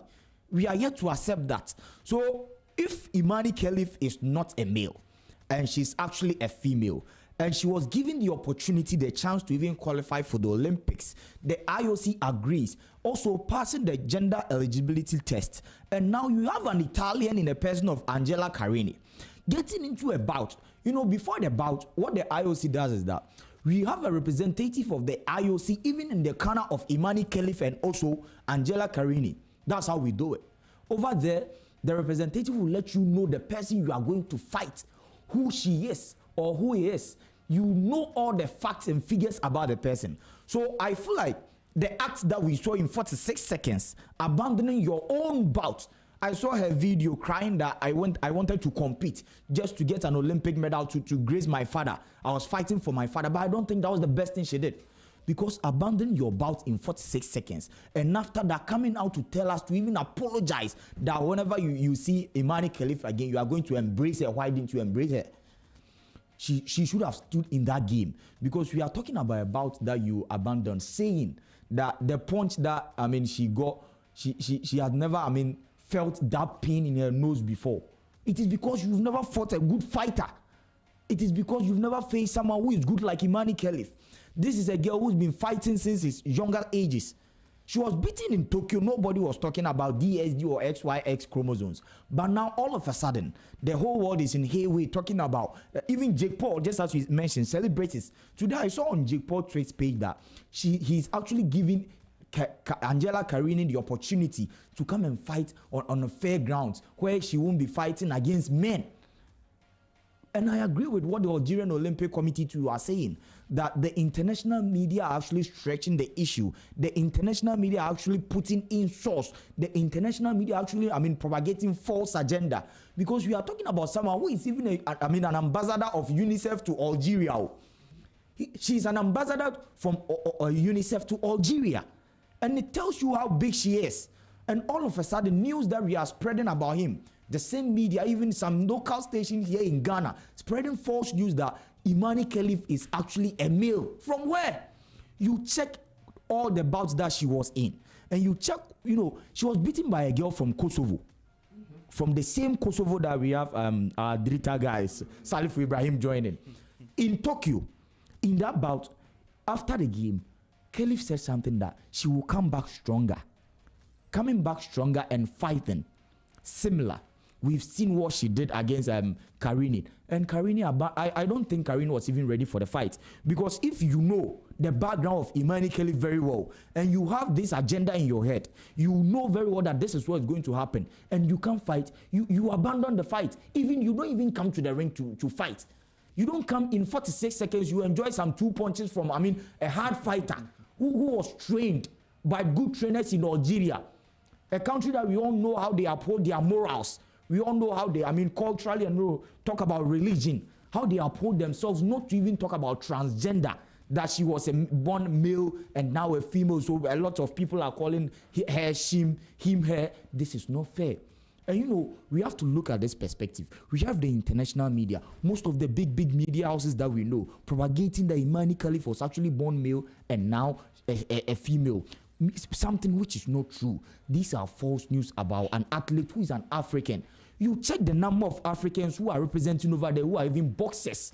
And we have one at hand to get us a medal. And now when the issue is going between IBA and also IOC, I think the best decision is the IOC are defending Imani Khelif because they've done all the regular tests. They've done everything, clearing her to fight. So if you are from Azerbaijan, if you are from Germany, if you are from Spain, and you feel like Imani Khelif is a male and you won't fight, just let us know. Go to the Olympic Committee and tell them that, please, I can't fight the male because this is a boxer who was cleared by the IOC. So if you know you can't compete, I think then they have to just declare Imani Khelif as a gold medalist. We move.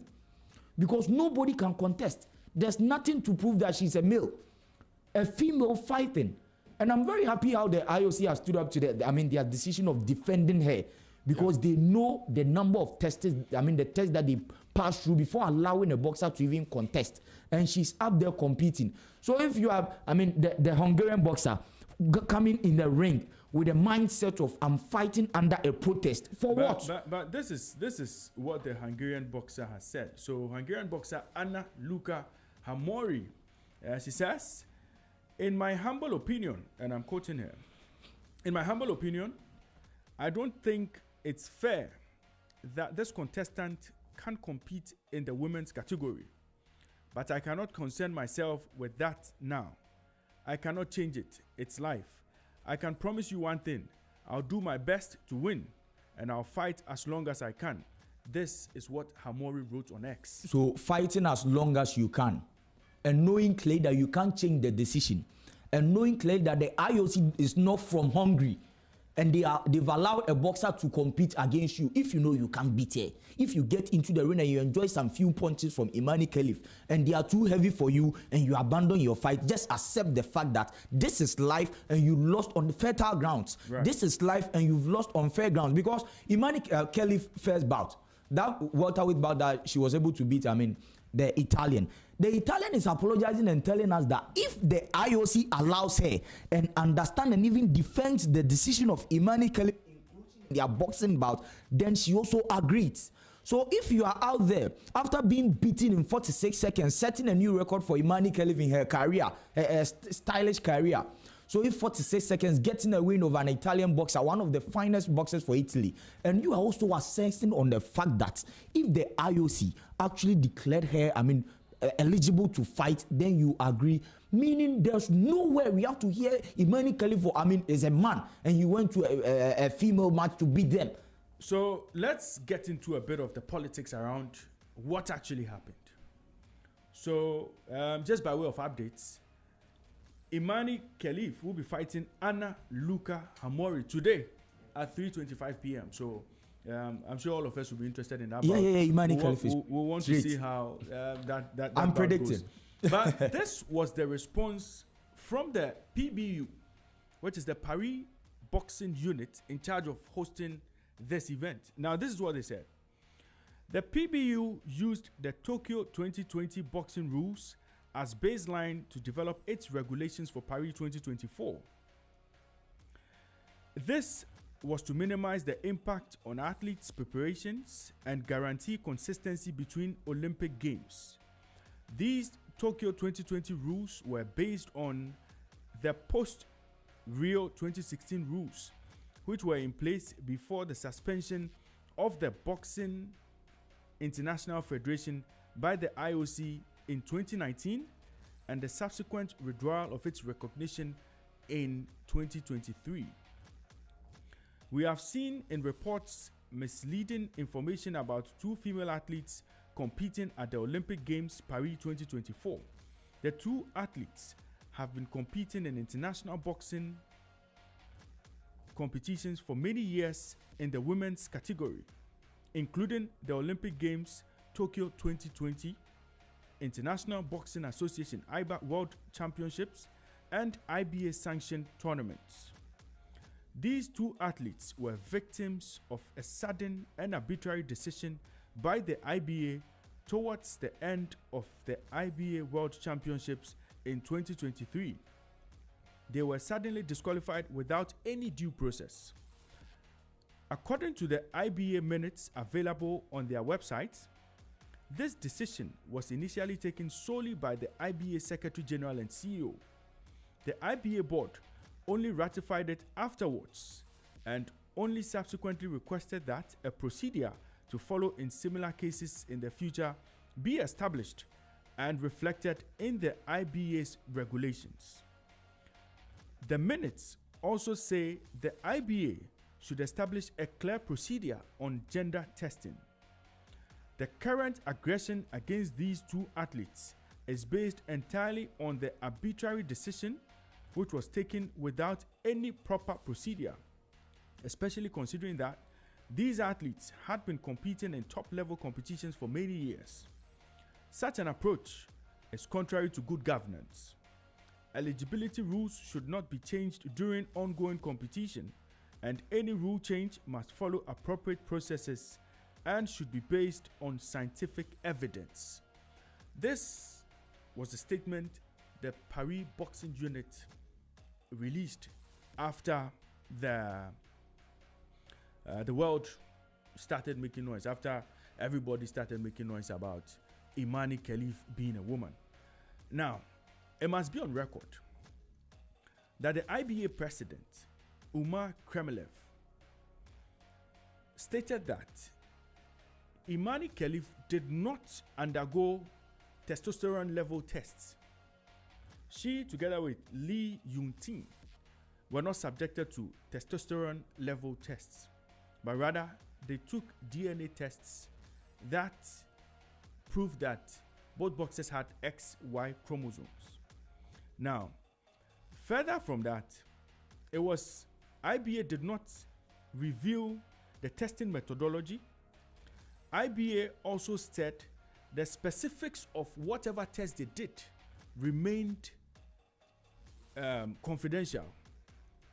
And having said all of this, when Kremlev spoke to the Russian news agency and confirmed that the disqualification was based on XY chromosomes, everybody now began to believe that, okay, then Imani is a man, because scientifically men have XY chromosomes, women have XX. So based on that interview he granted, the conclusion was that Khalif was a male. But records show that she's participated in their competitions several times and competed as a woman. Now, where all of this hangs is that the IBA, which was formerly the International Amateur Boxing Association, had a president who was caught up in financial issues. He left the IABA in a lot of debt. There were a lot of issues with regard to their finances, financial irregularities, how monies were being lost due to corruption and all. With all of that having gone on, the former president was called C.K. Wu. With all of that having gone on, the IOC felt that no, the AIBA should be properly structured, having a proper structure for good governance, having a proper structure where their finances would be properly streamlined. So they were suspended in 2019. Then came the new president, Umar Kremlev. Now, when Umar Kremlev came in as president of the IBA, he signed a contract, a sponsorship deal with Gazprom. Gazprom are Russian gas giants. Okay? So he signed that contract with them so they would sponsor the IBA. Now, during the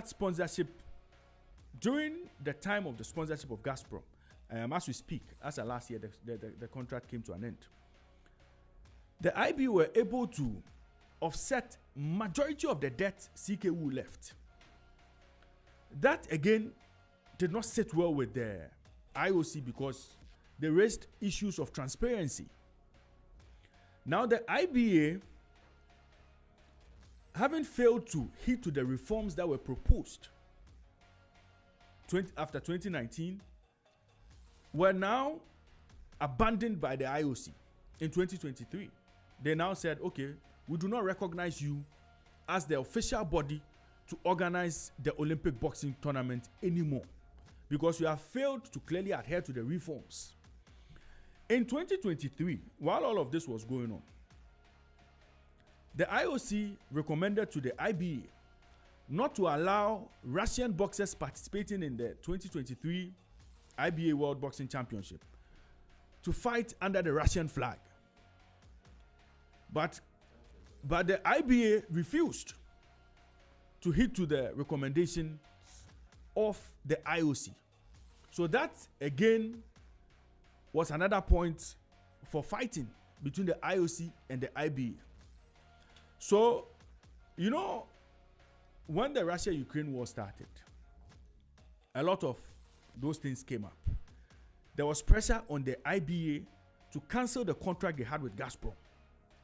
The IBA said no, they had contractual obligations with Gazprom they had to fulfill.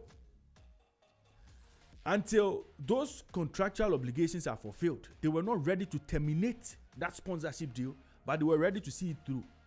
So the contract ended last year, and they did not renew it. Gazprom has since gone into the hands of a private investor. The name has since changed. But having put all this together, there's a turf war between the IBA and the IOC. And that was why the IOC refused to use the new regulations concerning gender tests for boxers participating in this tournament. That was why the PBU decided to go back to the Tokyo 2020 event and the Brazil Olympics, that was the Rio 2016 rule book, to set the rules and standards for this particular competition.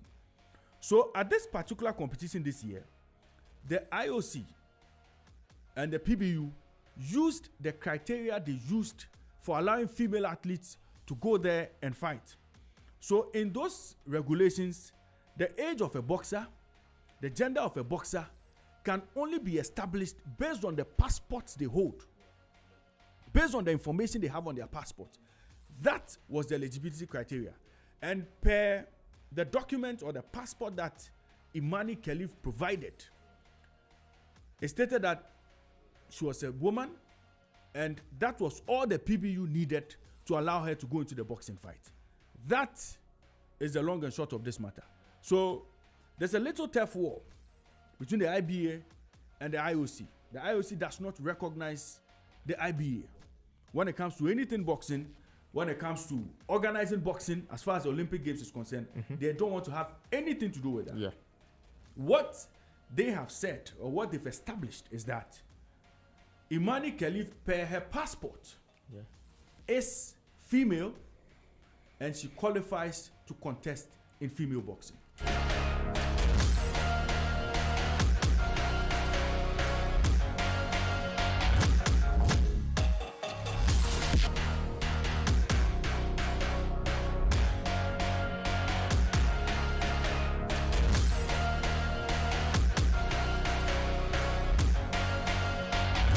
You're live on Zed 101.9 FM. This is the Weekend Sports Rally.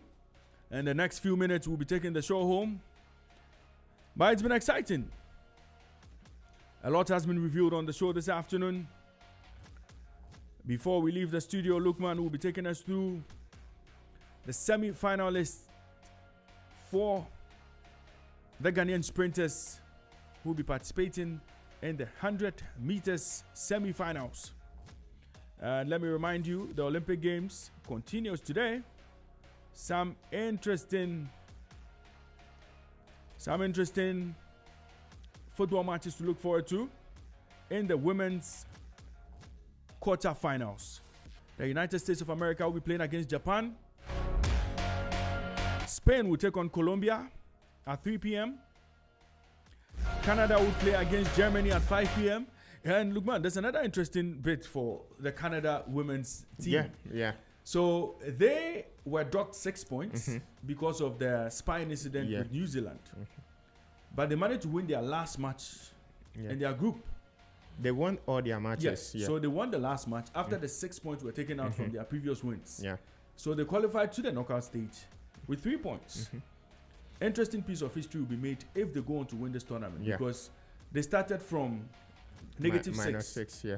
Yeah, they started from -6, and they've been able to pull through to the quarterfinals of the competition. They'll be playing against Germany this afternoon. But that's not 5 p.m. Yeah, that's not surprising because they are the Olympic gold medalists. Right. They won the last championship, and Canada has always been a strong nation when it comes to female football. Yeah, they call it soccer. Yes, France will be playing against Brazil in a very interesting game at 7 p.m.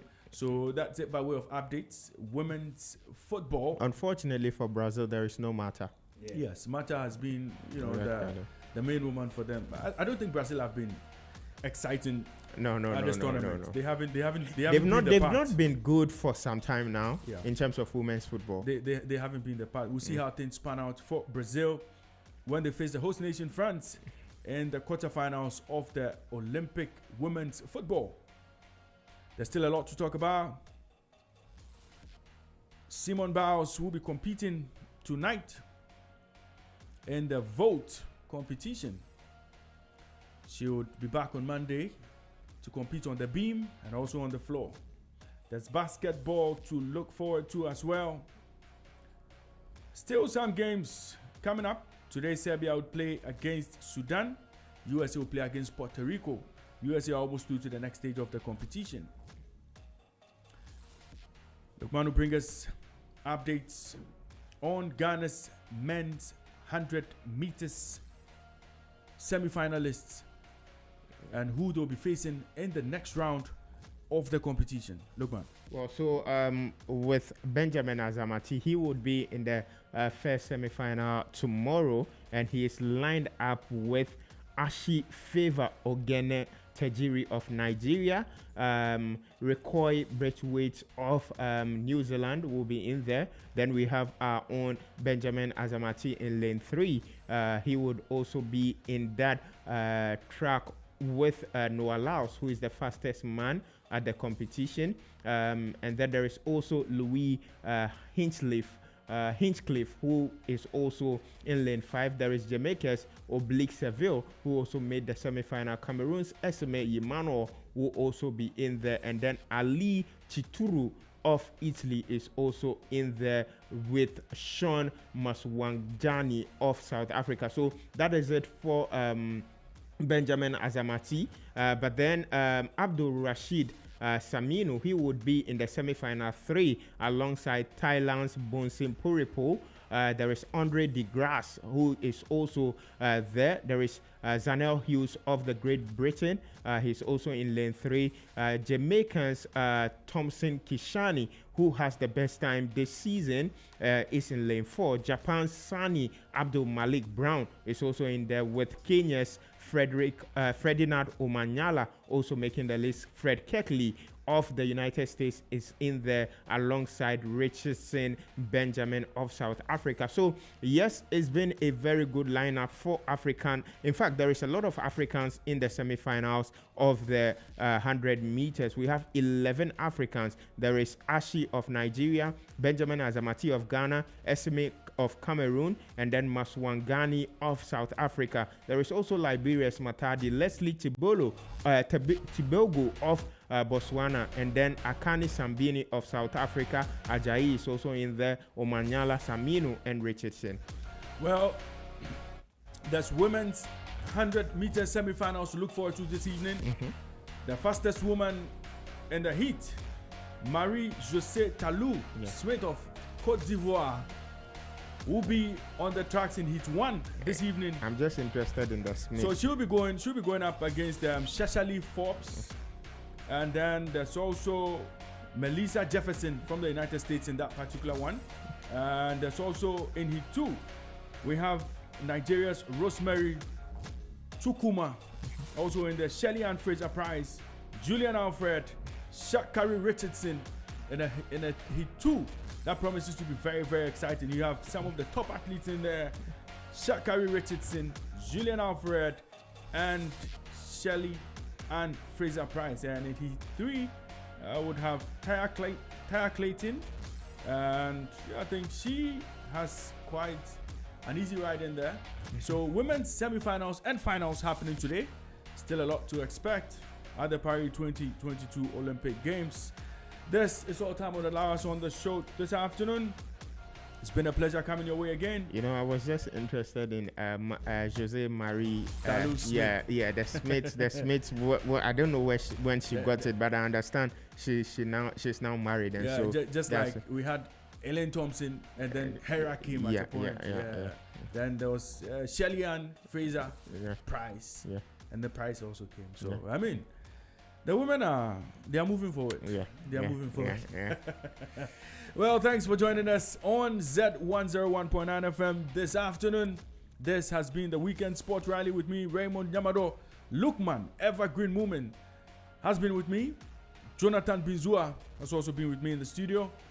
Brahima has been in charge of things, making sure everything is in order on the show. Thank you very much once again for joining us. Hopefully, we'll meet again next week, Saturday, with another interesting edition of your favorite brand time, line time sports show, the Weekend Sports Rally. Lukman, before we go, you want to say something? Yeah, it's the legend's birthday. Happy birthday to the legendary Tommy Anand Fossey. Wow. Yeah. Yes. Uncle Tom, best of the day. Happy birthday to you. We pray for more life in your years. God bless you and stay strong. Until we meet again, God willing, next week, Saturday. Be good, stay safe, and enjoy the Olympics.